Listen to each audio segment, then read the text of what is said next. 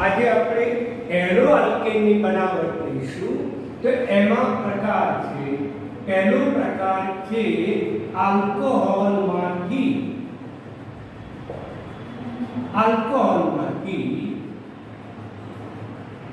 Arrow alkane. મિત્રો arrow alkane જ છે.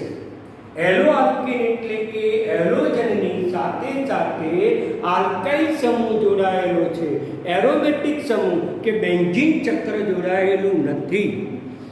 ક્લિયર કોન્સેપ્ટ પહેલો કે આલ્કોહોલમાંથી એરો આલ્કેન એટલે એરો આલ્કેન એટલે CnH ટ્વાઇસેન્ટ +1 એની સાથે હાઇડ્રોજન. એરો આલ્કેન આ જે છે એને આલ્કાઇલ શબ્દ પણ કહેવામાં આવે અને એરોજનથી એને એરાઇડ તરીકે પણ ઓળખવામાં આવે. સમજી એટલે કહીશું આલ્કાઇલ હેલાઇડ.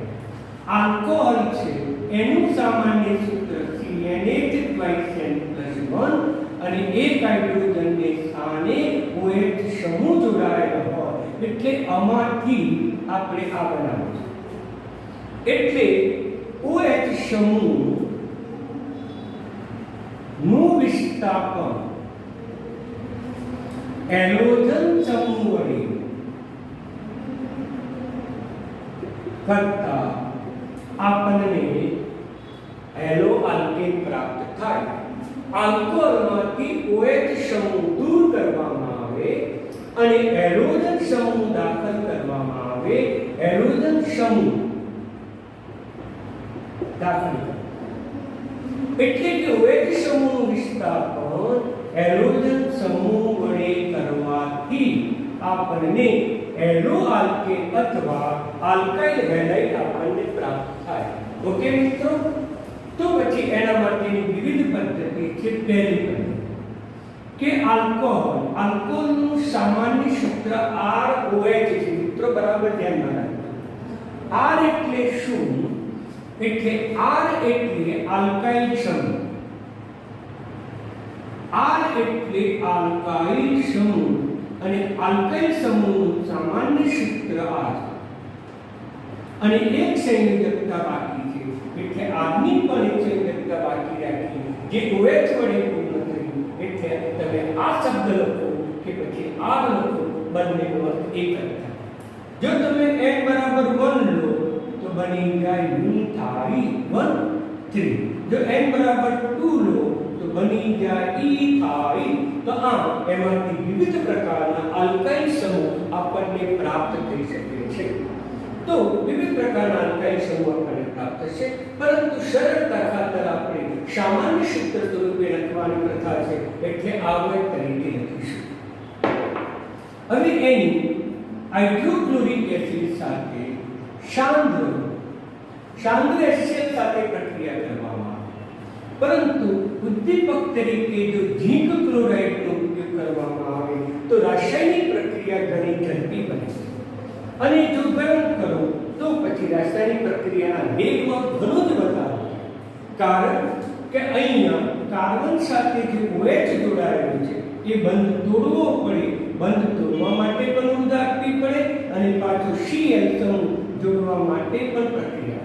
આમ Cl સમૂહ આની સાથે R સાથે જોડાશે, OH તૂટશે, છૂટો. તેથી કાર્બનનું એક બંધ તૂટે છે, એ જ સંયોજકતા બાકી રહે છે જે Cl વડે પૂર્ણ થાય. R વત્તા આ OH છૂટો પડ્યો તો આમાંથી બાકી રહેલા H સાથે પ્રક્રિયા કરી H2 બને અને પરિણામે આપણને એરો આલ્કેન પ્રાપ્ત. આ સામાન્ય સિદ્ધાંત. તમે CH3 પણ મૂકી શકો, C2H6 પણ મૂકી શકો, ઘણા બધા આલ્કોહોલ તમે મૂકી શકો. અને આલ્કોહોલ એ એલિફેટિક સંયોજન છે, સરળ શૃંખલા ધરાવતું સંયોજન છે. તો પછી એમાંથી પણ એલિફેટિક સરળ શૃંખલા ધરાવતા સંયોજનો આલ્કાઇલ હેલાઇડ પ્રાપ્ત થાય અથવા તો એરો આલ્કેન સંયોજન પ્રાપ્ત થાય. Clear concept? આવી ગયા. આ પ્રક્રિયાનો વેગ એ આલ્કોહોલના પ્રકાર ઉપર આધાર રાખે.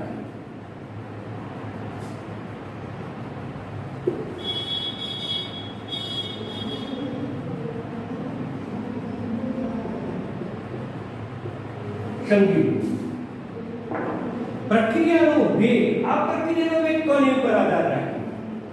તો આ પ્રક્રિયાના વેગ આલ્કોહોલના પ્રકાર ઉપર આધાર રાખે છે.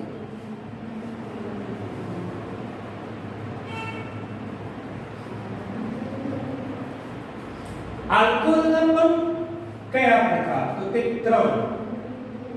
એક લઈએ 3-0 આલ્કોહોલ, બીજો જોઈએ 2-0 આલ્કોહોલ અને ત્રીજો લઈશું 1-0 આલ્કોહોલ.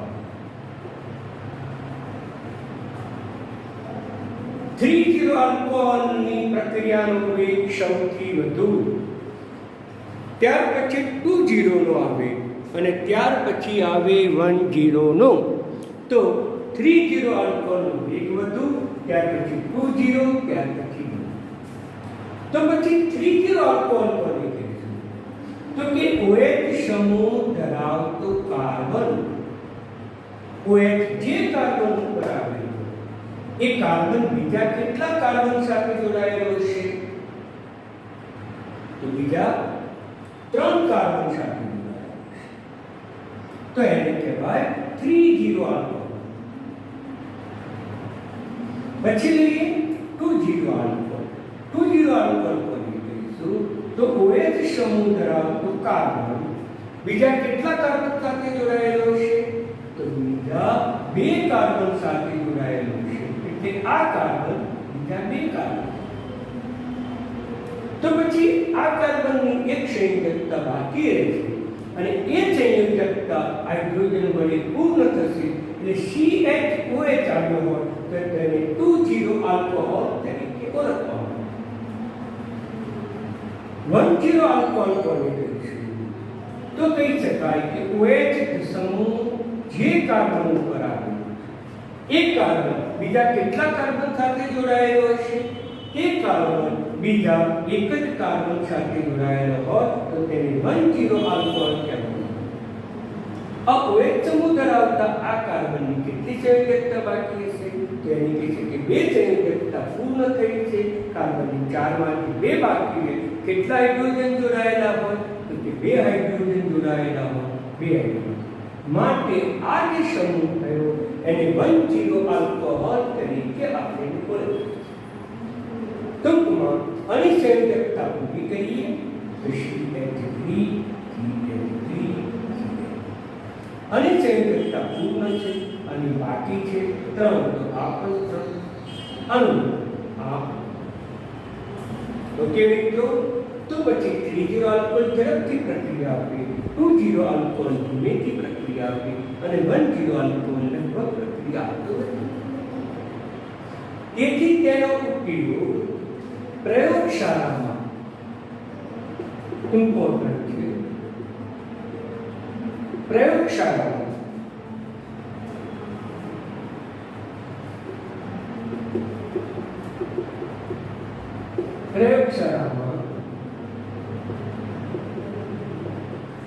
આલ્કોહોલના પ્રકારનો નક્કી કરવા માટે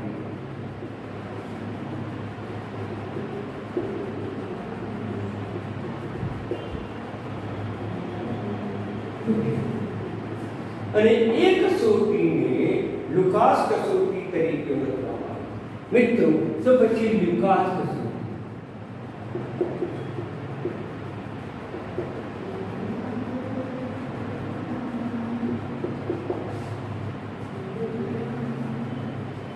મોસ્ટ ઇમ્પોર્ટન્ટ છે. લુકાસ કસોટી કોને કહીશું?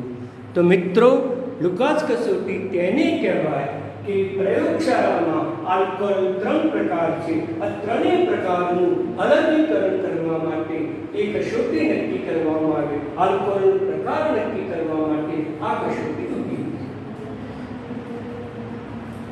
આલ્કોહોલ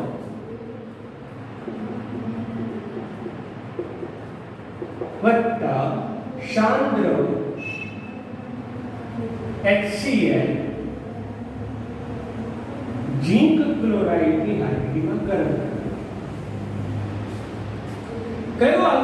ઝડપથી પ્રક્રિયા આપે તો તે 3 કિલો આલ્કોહોલ ઝડપથી પ્રક્રિયા આપે અને 3 કિલો આલ્કોહોલ ઝડપથી પ્રક્રિયા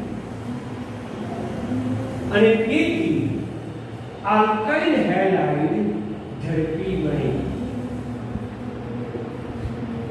આલ્કાઇલ હેલાઇડ ઝડપી. મિત્રો બીજી એક બાબત બરાબર ધ્યાનમાં રાખજો કે આલ્કોહોલ છે, આલ્કોહોલ એ આલ્કોહોલ પાણી સાથે H બંધ બનાવે છે.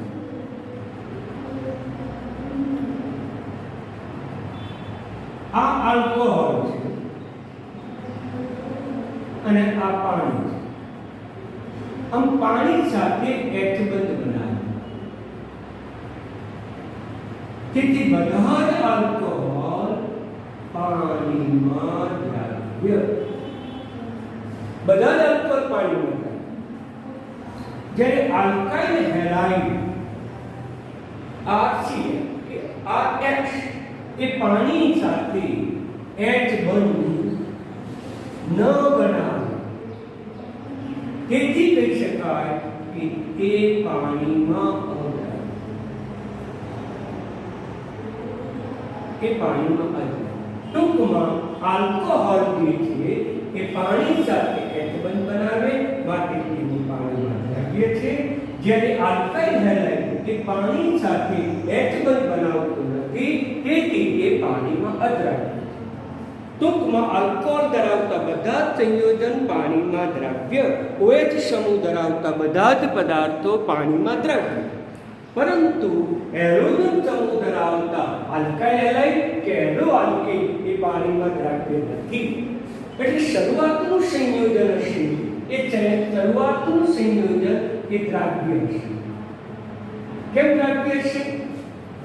આલ્કોન પણ HCl સાંદ્ર HCl જેમાં દ્રાવ્ય કરેલો હશે, પાણીમાં દ્રાવ્ય કરેલો હશે.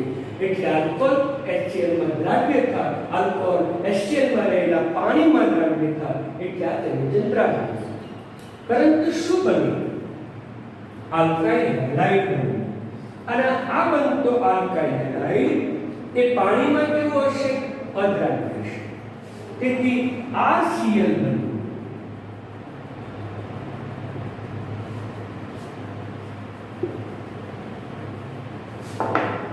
એટલે કે RCl બને જે અદ્રાવ્ય. આ સંયોજન પાણીમાં દ્રાવ્ય છે, આ સંયોજન પાણીમાં અદ્રાવ્ય.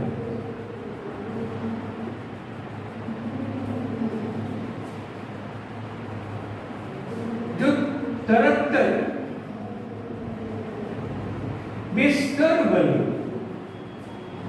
પાણીના બે સ્તર, બ્યુરેટ પીપેટ લેવામાં આવે અને પીપેટની અંદર બે સ્તર,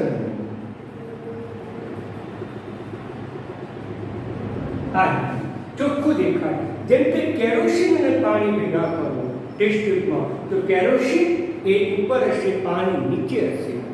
પેટ્રોલ અને પાણી ભેગા કરો તો પેટ્રોલની ઘનતા ઓછી હોવાથી ઉપર પેટ્રોલ હશે, નીચે શું હશે? પાણી હશે. આમ ટેસ્ટ ટ્યુબની અંદર પેટ્રોલ અને પાણી ભેગા કરો, મિશ્રણ થાય, બે સ્તર જોવા મળે, ઉપર પેટ્રોલ નીચે પાણી. અથવા તો તેલ ખાવાનું તેલ, સિંગ તેલ અને પાણી ભેગા કરો, એ પણ મિશ્ર થતું નથી. તેથી એને ભેગા કરતા થોડા સમય પછી તેલ ઉપર તરતું હશે, નીચે પાણી હશે. આમ બે સ્તર અલગ જોવા મળે. આમ બે સ્તર જોવા મળે. એક સ્તર પાણીનું જોવા મળે અને બીજું સ્તર આપણને અદ્રાવ્ય પદાર્થનું જોવા મળે. એક સ્તર આપણને પાણીનું જોવા મળે અને બીજું અદ્રાવ્ય પદાર્થ. તો અહીંયા તરત બે સ્તર જોવા મળે. આવી રીતે તો કહી શકાય કે પ્રક્રિયા ઝડપી બની. અને પ્રક્રિયા ઝડપી બની. કોણ ઝડપથી પ્રક્રિયા આપે મિત્રો? તમને ખબર છે કે 3 કિલો આલ્કોહોલ ઝડપથી આપે. તેથી પ્રયોગશાળામાં જે આલ્કોહોલ હશે એ 3 કિલો આલ્કોહોલ છે. જો દુધિયા રંગનું દુધિયા રંગનું, દુધિયા રંગનું દૂધ જેવું. કલીલ દ્રાવણ બન્યું.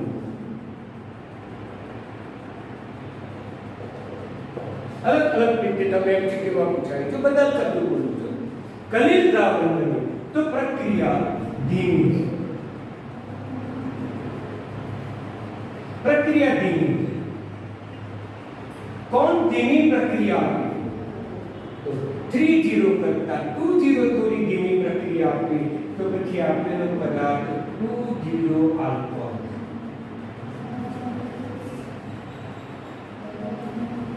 जो प्रक्रिया जनक था, प्रक्रिया जनक था, न बेशर छूटा पड़े कि न दुधिया रंग का, कोई प्रक्रिया न होता है, कोई परिवर्तन न होता है.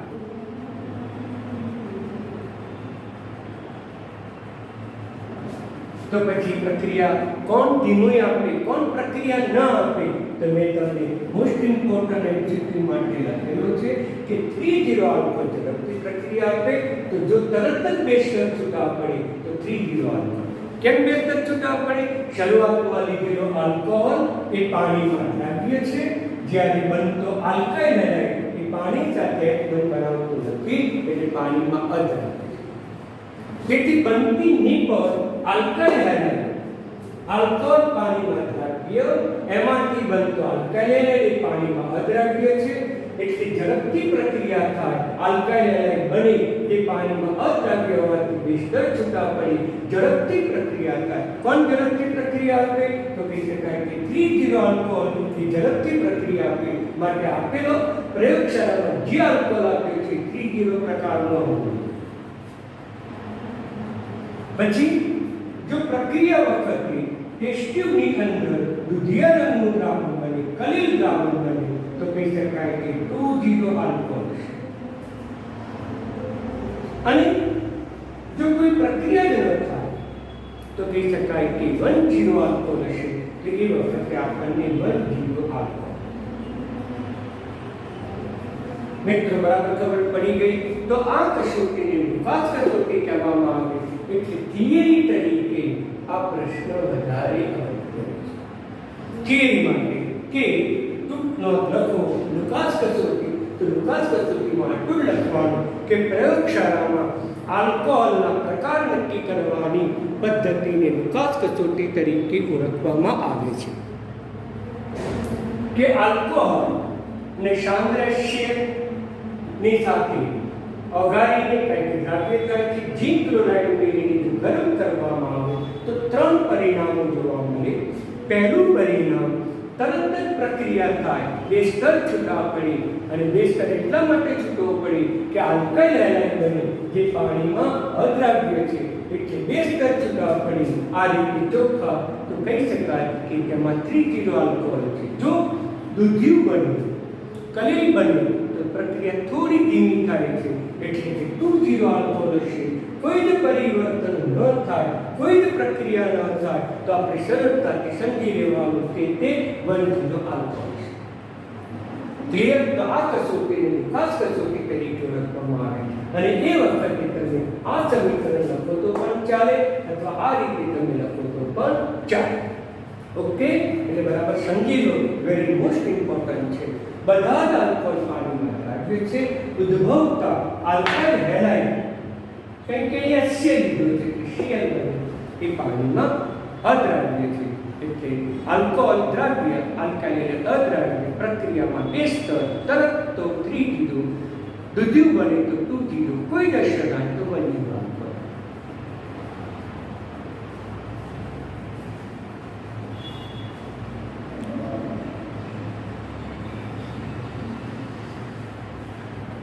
હવે ધ્યાન રાખો, આ જે છે એ એમસીક્યુ માટે વેરી મોસ્ટ ઇમ્પોર્ટન્ટ છે.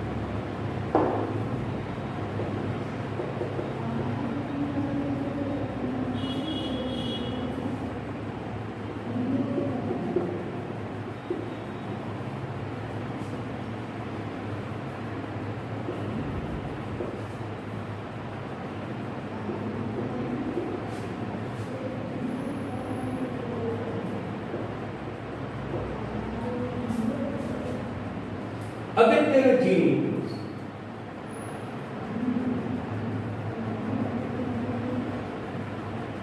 બ્યુટેનોલ C4H9OH અને આમ પણ લખાય છે C4H9. પ્રયોગશાળા અથવા તો તમને પરીક્ષામાં અલગ અલગ પ્રકારના અણુસૂત્રો આપેલા હોય એ તમારે ધ્યાનમાં રાખવાનું કે આ જે છે એ આલ્કોહોલનું સૂત્ર છે સામાન્ય. હવે એના સમઘટકો બંધારણીય સમઘટકો. તો બંધારણીય સમઘટકો સરળતાથી આપણે જોઈ શકીએ મિત્રો. પહેલા તો 4 કાર્બન છે તો 4 કાર્બન સરળ શૃંખલામાં હોય. પહેલા સ્થાને ક્રિયાશીલ સમૂહ,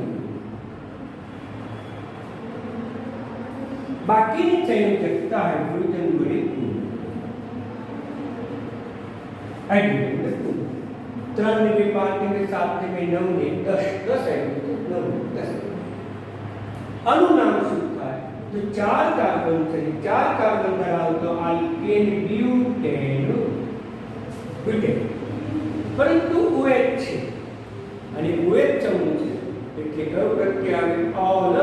આલ્કોહોલ, આલ્કોહોલનો ઓલ પ્રત્યય આવે એટલે ઓલ, બ્યુટેન ઓલ. પરંતુ OH સમૂહ કયા સ્થાને છે? તો OH સમૂહ પહેલા સ્થાને છે એટલે એનું નામ બન્યું કે બ્યુટેનોલ. આ પહેલો સમઘટક. પહેલો સમઘટક થયો. પહેલો સમઘટક. બીજો સમઘટક લખીએ તો OH સમૂહ બીજા સ્થાને હાઇડ્રોજનની વડે સંયોજકતા. આનું નામ શું થાય? તેનું નામ થાય બ્યુટેનો. પરંતુ બીજા સ્થાને OH સમૂહ છે એટલે 2-ol. અહીંયા મૂકો આની જગ્યાએ જો તમે અહીંયા મૂકો તો પછી બ્યુટેન 2-ol. એટલે 4 કાર્બન સરળ શૃંખલામાં હોય તેવા બે સમઘટક બને. એક બ્યુટેન 1-ol, એક બીજો બ્યુટેન 2-ol. હવે 3 કાર્બન સરળ શૃંખલામાં લઈએ. એક કાર્બન શાખા. હવે OH પહેલા સ્થાને CH2CH3. તો પછી એનું નામ શું થાય? તો કે લાંબી શૃંખલા કેટલા કાર્બનની છે? 3 કાર્બનની છે અને 3 કાર્બન ધરાવતો શબ્દ છે પ્રોપેન. પ્રોપેન કયો ક્રિયાશીલ સમૂહ છે? OH. એટલે OH માટે ઓલ પ્રત્યય આવે. કયા સ્થાને છે? તો પહેલા સ્થાને છે મિત્રો એટલે 1. લાંબી શૃંખલામાં આ કાર્બનનો નંબર આવ્યો નહીં માટે તે કાર્બન શાખામાં ગણવો પડે. એક કાર્બન ધરાવતો CH3 છે માટે એનું નામ થશે મિથાઇલ. મિથાઇલ કયા સ્થાને? તો કે બીજા સ્થાને એટલે 2-મિથાઇલ પ્રોપેન 1-ol શબ્દ થશે. 2-મિથાઇલ પ્રોપેન 1. બીજો સમઘટક પણ બનશે. 3 કાર્બન સરળ શૃંખલામાં અને OH આપણે બીજા સ્થાને. તો પછી એનું નામ શું થશે? 3 કાર્બન અને 3 કાર્બન ધરાવતો પ્રોપેન. પછી થશે કયા સ્થાને OH છે? તો બીજું પ્રોપેન 2-ol. તો પહેલું. આમ લાંબી શૃંખલા 3 કાર્બનની છે તો પ્રોપેન 2-ol. હવે આ કાર્બનને નંબર ના આવ્યો, શાખા થઈ. એક કાર્બન છે એટલે નામ થશે મિથાઇલ. મિથાઇલ. તમે મીઠા લખો તો ચાલશે, મિથ લખો તો પણ ચાલશે. મિથાઇલ કયા સ્થાને છે મિત્રો? તો એ પણ બીજા સ્થાને છે. 2-મિથાઇલ માટે આનું નામ થશે બ્યુટેન 1-ol.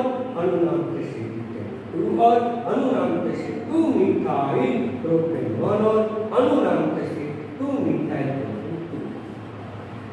ક્લિયર મિત્રો? 4 હવે આપણો પ્રશ્ન એમસીક્યુમાં આપણે સમઘટકોના પ્રકાર કહીશું. આ એ છે, પછી આ બી છે, પછી આ સી છે, પછી આ ડી છે.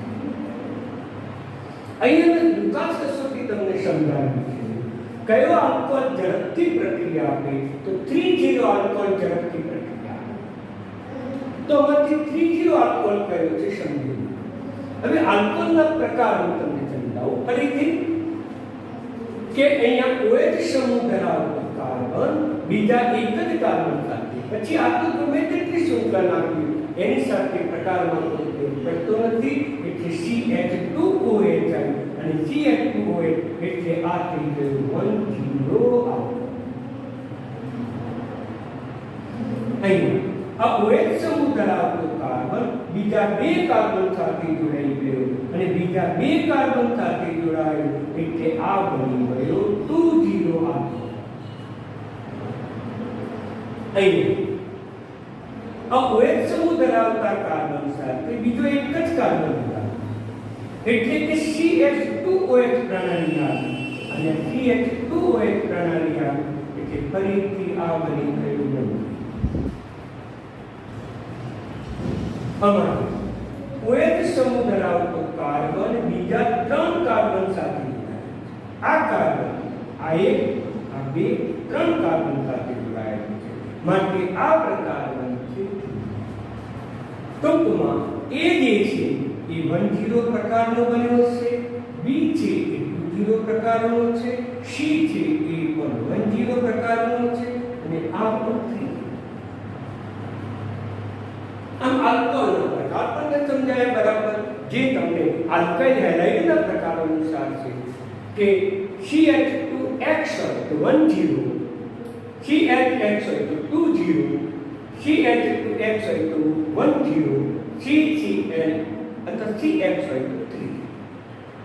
હવે આપણે આગળ ચર્ચા કરીએ. હવે મારા પ્રશ્નનો જવાબ તમારે આપવાનો છે કે આ બ્યુટેનોલ છે. બ્યુટેનોલના કેટલા સંઘટક છે? 4, A, B, C, D. કયો સંઘટક લુકાસ કસોટી ઝડપથી આપે?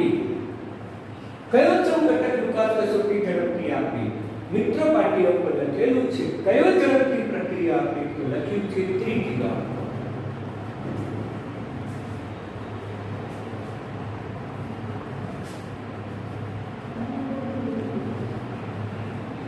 તો 3-0 આલ્કોહોલ ઝડપથી પ્રક્રિયા આપે. તો આ 3-0 આલ્કોહોલ શોધી કાઢો.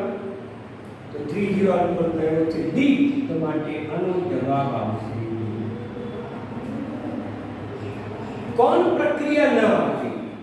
તો કે 1-0 પ્રક્રિયા પરિવર્તન ન થાય. તો 1-0 કેટલા છે? તો આ 1 છે અને આ પણ છે એટલે જવાબ A પણ આવશે અને જવાબ C પણ.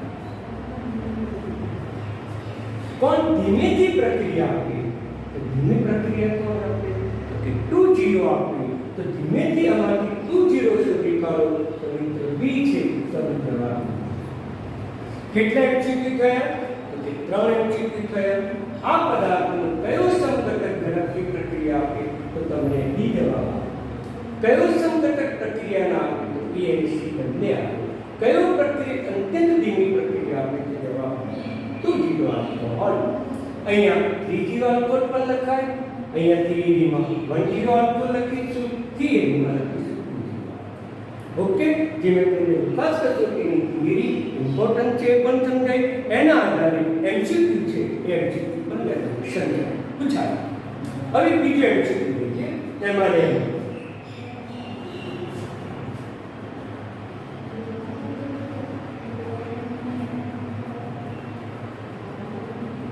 આગળ છું સમજાવું છું.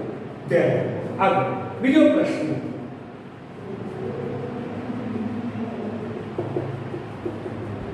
લુકાસ કસોટીનો ઘટતો ક્રમ. લુકાસ કસોટીનો ઘટતો ક્રમ તમને 4 વિકલ્પો આપે છે પણ આપણે વિકલ્પો લખતો નથી. સીધો જવાબ લખવાનો છે. લુકાસ કસોટીનો ઘટતો ક્રમ. તો કોણ ઝડપથી પ્રક્રિયા આપે? કહેશો આ ચારમાંથી? તો કહી શકાય કે 3-0 ઝડપથી પ્રક્રિયા આપે, એટલે પહેલો આવશે ડી. તો D0 ની પ્રક્રિયા સૌથી વધુ.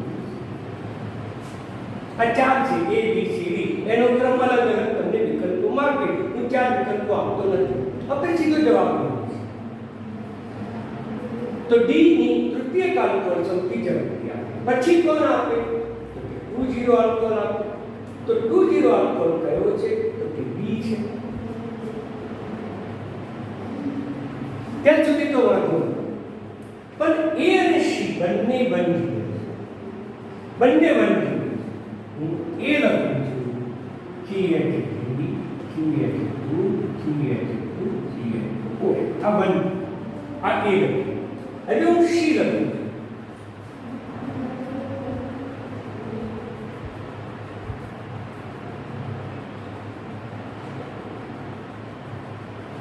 આ A નું મેં બંધારણીય સૂત્ર લખ્યું ફરી.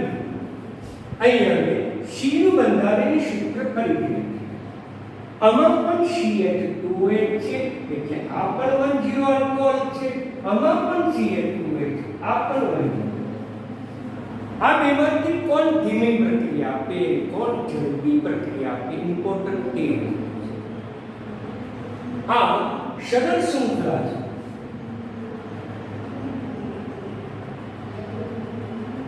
જ્યારે આ સાખી શાખા આપેલી હોય તો અવકાશીય અવરોધ વધુ. શાખા હોય તો અવકાશ અવરોધ વધુ, અને અવકાશી અવરોધ વધુ હોય, અવકાશી અવરોધ વધુ છે. સરળ શૃંખલા હોય જેમ અવરોધ વધુ તેમ વેગ ધીમો, જેમ અવરોધ ઓછો તેમ વેગ. તો મિત્રો આ બેમાંથી કોણ ઝડપથી પ્રક્રિયા આપે? બંને 1-0 છે. તો આની અંદર પ્રક્રિયાનો વેગ વધુ હશે, કારણ અવરોધ નથી, સરળ શૃંખલા છે, માટે આનો વેગ વધુ આવશે. તો એ જવાબ આવશે. આમાં શાખા છે, અને શાખા હોવાથી અવકાશી અવરોધ વધી જાય, વિસ્તૃત બંધારણ બની જાય છે. તેથી અવકાશી અવરોધ વધી જાય, વેગ ધીમો બની જાય, માટે જવાબ શૂન્ય છે. મોસ્ટ ઇમ્પોર્ટન્ટ છે.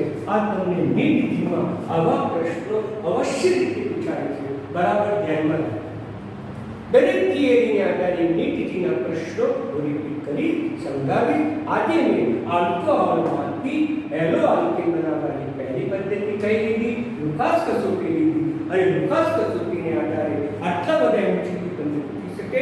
એક લુકાસ કસોટી ઇમ્પોર્ટન્ટ થિયરી પૂછે, એ પણ તૈયાર કરો. લુકાસ કસોટી કોણ ઝડપથી આપે, કોણ ન આપે, એવા પ્રશ્નો પણ પૂછે. લુકાસ કસોટીનો ઘટતો ક્રમ પણ પૂછે, અને સાથે સાથે ક્યારે વધતો ક્રમ પણ પૂછે. પણ મિત્રો, તમને ઘટતો ક્રમ આવડે તો વધતો ક્રમ પણ આવડે. વેરી મોસ્ટ ઇમ્પોર્ટન્ટ એમસીક્યુ મેં ચર્ચા કરી છે. તમારી પાસે જી નીટની જો બુક હોય તો આવા પ્રશ્નો અવશ્ય તેની અંદર આપેલા હશે. હવે પહેલો પ્રકાર આપણે પૂરો કર્યો. હવે બીજો પ્રકાર લઈએ, નંબર 2 બી પ્રકાર, કે આલ્કોહોલમાંની સોડિયમ બ્રોમાઇડ સાથે સલ્ફ્યુરિક એસિડ દીપકની હાજરીમાં પ્રક્રિયા, અને હાજરીમાં પ્રક્રિયાની વધી. શું બને છે મિત્રો? ધ્યાનમાં રાખો. તેમાં OH નું વિસ્થાપન કોની વડે થશે? તો OH નું વિસ્થાપન Br સમૂહ વડે થાય છે. એટલે RBr વત્તા આમાં એક OH છે, આમાં એક H2O કરે પાણી, આમાંથી સોડિયમ બાકી રહે. આમ લખી શકાય, કારણ કે એનું જે બંધારણ છે સલ્ફ્યુરિક એસિડનું, એ આ પ્રકાર છે. માટે એક જ OH H સાથે પ્રક્રિયા કરે, એટલે આમાંથી બની જાય પાણી. આ OH દૂર થયું, તેના સ્થાને Br થઈ ગયો. સોડિયમ છૂટો પડ્યો, આ સોડિયમ ઓક્સિજન સાથે જોડી જાય, પરિણામે ભેગું લખાય સોડિયમ બાયસલ્ફેટ. આમ આપણને સોડિયમ બાયસલ્ફેટ આ બીજી પદ્ધતિ છે કોઈ પણ આલ્કોહોલની NaBr સાથે સલ્ફ્યુરિક એસિડની હાજરીમાં પ્રક્રિયા કરો તો આપણને બ્રોમિન સંયોજન યાની કે આલ્કાઇલ હેલાઇડ સંયોજન બ્રોમાઇડ સંયોજનો આપણને પ્રાપ્ત થાય. OH સમૂહનું વિસ્થાપન Br સમૂહ વડે થયું. ત્રીજી પ્રક્રિયા આલ્કોહોલ એનું હેલોજન વાયુ સાથે રાતો ફોસ્ફરસ ઉદ્દીપકની હાજરીમાં પ્રક્રિયા રાતા ફોસ્ફરસની હાજરીમાં જેની પ્રક્રિયા કરો તો અહીંયા OH સમૂહનું વિસ્થાપન H2 RX તરીકે બને છે. બીજી પ્રક્રિયા બીજી નિપજ આપણે આલ્કોહોલથી લખતા નથી કારણ કે બીજી નિપજ ગમે તે હોઈ શકે. પણ મિત્રો બીજી કઈ નિપજ મળે તો લખવી તો લખી શકીએ. આ ફોસ્ફરસ સાથે આ OH જોડાય અને OH સાથે પાછું એક X જોડાય છે.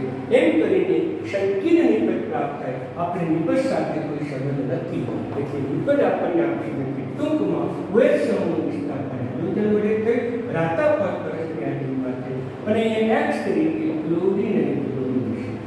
મિત્રો યાદ રાખો આ પ્રક્રિયામાંથી માત્ર ક્લોરો સંયોજન અને આપણે બ્રોમો સંયોજન પણ બનાવી શકીએ છીએ. બીજા સંયોજન માટે આ પ્રક્રિયા ઉપયોગી નથી. આગળ આમાં કે આલ્કોહોલ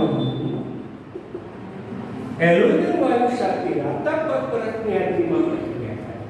પણ સૌપ્રથમ આ રાતા ફોસ્ફરસની હેલોજન વાયુ સાથે પ્રક્રિયા ફોસ્ફરસની સંયોજકતા 3 બનતી હોય તો PF3 સંયોજન અને એ જ ફોસ્ફરસની જો ઉગ્ર પ્રક્રિયા થાય તો ફોસ્ફરસની સંયોજકતા 5 બને છે અને 5 બને ત્યારે PF થાય. આમ PCl3 પણ બને અને PCl થાય. જો જ્યારે PCl3 બને ત્યારે એનો ઓક્સિડેશન +3 બનશે. એ વખતે થર્મિનાઇટનો ધુમાવશે. જ્યારે આ બને ત્યારે તેનો વિભાગ +5 ઓક્સિડેશન +5 બને. બંનેનો એક જ છે વિભાગ તો ઓક્સિડેશન આપો તો આમ PCl3 પણ બનાવે PX5. તો પછી આપણે આ રીતે પ્રક્રિયા ન લખવી હોય તો આ રીતે લખી શકાય PX3. ઓકે મિત્રો, તો PX તો પછી OH નું વિસ્થાપન કોની વડે થશે? X વડે થશે એટલે PX3. હવે OH છૂટો આ OH ફોસ્ફરસ સાથે જોડાય તો H3 મિત્રો બરાબર ધ્યાન રાખો. મોસ્ટ ઇમ્પોર્ટન્ટ મેસેજ છે કે આ વિસ્થાપન પ્રક્રિયામાં ઓક્સિડેશન આંક કે વિભાગ બદલાતો જ નથી. આનું જે ઓક્સિડેશન આંક છે +3 છે તો પેલાનો પણ +3 છે પણ હેલોજન કેટલા છે? 3 છે તો આપણે સંતુલિત કરવા માટે 3 મૂકવા પડે. તો પછી R કેટલા થયા તો કે R પણ 3. મિત્રો OH કેટલા છે તો 3 થયા તો અહીંયા આપણે 3 મૂકી દઈ શકીએ અથવા તો H3PO3 છે POH3 લખી શકાય. આમ આ બંનેમાંથી તમે ગમે તે સૂત્ર લખો તો સાચું પડે. તો આ રીતે પ્રક્રિયા કરો. ROH શું બને? CH3 બને. 5 પણ બને તો PX5 આનો ઓક્સિડેશન +5 છે. ઓક્સિડેશન આંક ન બદલાય. હવે OH નું વિસ્થાપન હેલોજન વડે RX. ઓકે મિત્રો, આ ફાઇનલ તો બરાબર સમજો. હવે બીજું શું બન્યું છે? TOCl વત્તા H અથવા HX.